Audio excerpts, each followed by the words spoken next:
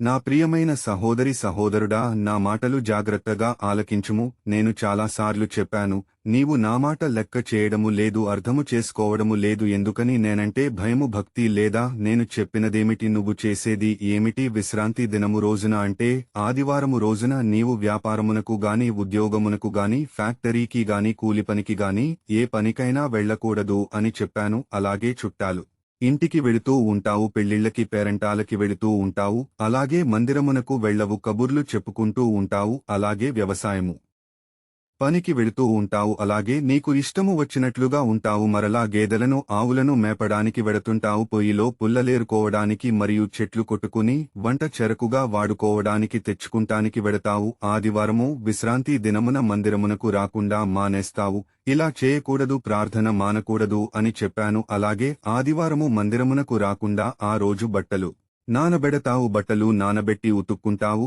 మరియు ఆదివారము షాపింగ్ మాల్కి వెళ్తావు, సినిమాలకి వెళ్తావు, షికారులకు, పార్కులకి, పిక్నిక్లకు వెడతావు.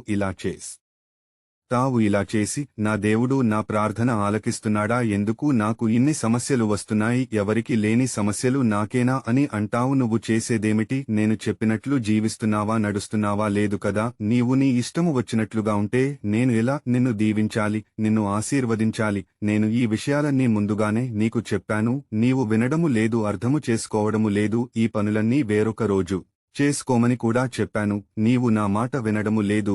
బైబిల్ వాక్యము చదువు. నా విశ్రాంతి దినమున వ్యాపారము చేయకుండా నాకు ప్రతిష్ఠితమైన దినమని నీవు ఊరకుండిన ఎడల, విశ్రాంతి దినము మనోహరమైనదనియు యెహోవాకు ప్రతిష్ఠిత దినమనియు ఘనమైన ధనియు అనుకుని దాని ఘనముగా ఆచరించిన ఎడల, నీకు ఇష్టమైన పనులు చేయకయు, వ్యాపారము చేయకయు, లోకవార్తలు చెప్పుకొనకయు ఉండిన ఎడల నీవు యెహోవాయందు ఆనందించెదవు. దేశము యొక్క ఉన్నత స్థలము మీద నేను నిన్నెక్కించెదను, నీ తండ్రియైన యాకోబు స్వాస్థ్యమును నేనుభవములో ఉంచెదను. యెహోవా సెలవిచ్చిన వాక్కు ఇది. యెషయా గ్రంథము 58వ అధ్యాయము 13వ వచనము మరియు 14వ వచనము. ఆమెన్.